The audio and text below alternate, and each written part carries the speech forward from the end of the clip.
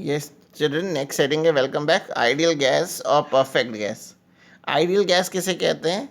किसी भी बच्चों उस गैस को हम आइडियल गैस कह देंगे जो गैसियस लॉज है, जैसे Boyle's law, Charles law, Gay Lussac law, Avogadro's law, जो 5 लॉज हैं उन सभी लॉज को जो फॉलो करेगा under all condition of pressure and temperature, वैसी गैस को हम लोग आइडियल गैस कहते हैं. आइडियल गैस वो गैस होगी जो Boyle's law, Charles law, Gay Lussac law, Avogadro's law और Dalton's law of partial pressure, जो 5 बेसिक लॉज हैं गैस की, उनको फॉलो करेगा हर एक टेम्परेचर और प्रेशर पे. ऐसी गैस को हम लोग आइडियल गैस कहते हैं.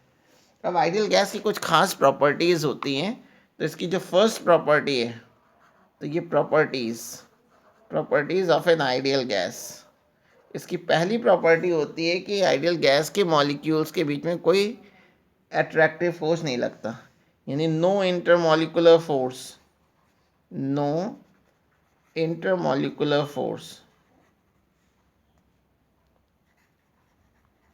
Exist between the molecules, between the molecules. ठीक है, मॉलिक्यूल्स के बीच में कोई इंटरमॉलिकुलर फोर्स नहीं लगेगा, और इंटरमॉलिकुलर फोर्स नहीं लगता है इसीलिए ये सॉलिड और लिक्विड स्टेट में नहीं मिलते हैं. ठीक है, एन आइडियल गैस, जो आइडियल गैस होगी, an ideal gas can not achieved, can not be achieved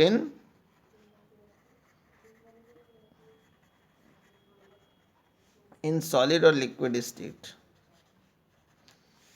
solid और लिक्विड फॉर्म में वही है, उसी को हम लोग कन्वर्ट कर सकते हैं जिनमें इंटरमॉलिकुलर फोर्स हो, क्योंकि सॉलिड में इंटरमॉलिकुलर फोर्स सबसे ज़्यादा होता है.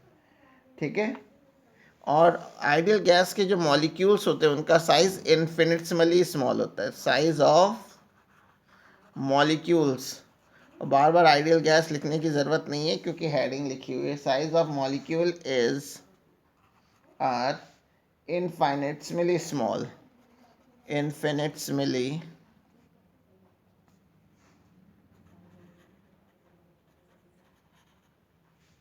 इन्फिनिटमली स्मॉल.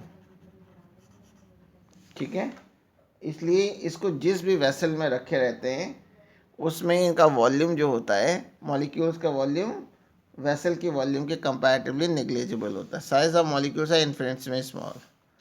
फिर फोर्थ पॉइंट है, सभी आइडियल गैस के लिए प्रेशर कोफिशिएंट और वॉल्यूम कोफिशिएंट, यानी pressure coefficient,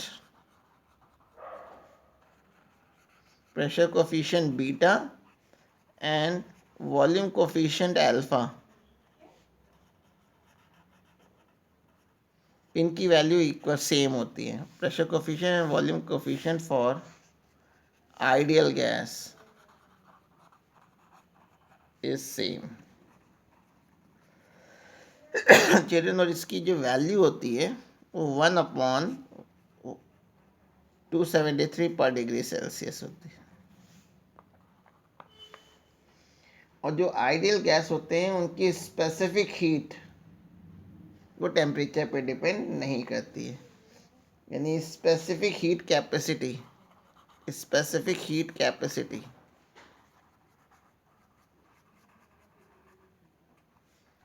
of an ideal gas. Gases में दो तरह की स्पेसिफिक होती है, एक को सी वी लिखते हैं और दूसरे को सी पी लिखते हैं. वी का मतलब है कांस्टेंट वॉल्यूम और पी का मतलब है constant pressure. Does not depends on do not depends on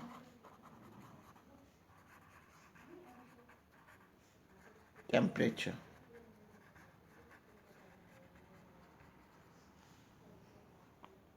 और हर एक कंडीशन पे under all conditions of temperature and pressure, वो डेफिनेशन में जो लिखा हुआ है, under all conditions of temperature and pressure,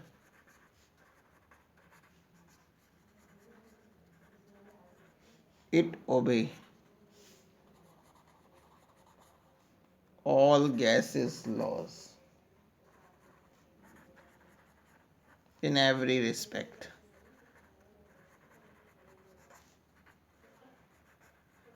ठीक है, यानी ये 6 प्रॉपर्टीज़ हो गई। पहली कि कोई इंटरमोलिकुलर फोर्स नहीं लगता, और आइडियल गैस के जो मॉलिक्यूल्स होते हैं वो सॉलिड और लिक्विड स्टेट में नहीं हो सकते, क्योंकि उनमें इंटरमोलिकुलर फोर्स मैक्सिमम होता है। सॉलिड में मैक्सिमम होता है, लिक्विड में कंपैरेटिवली वीकर होता है, लेकिन इसमें तो फोर्स ही नहीं लगता।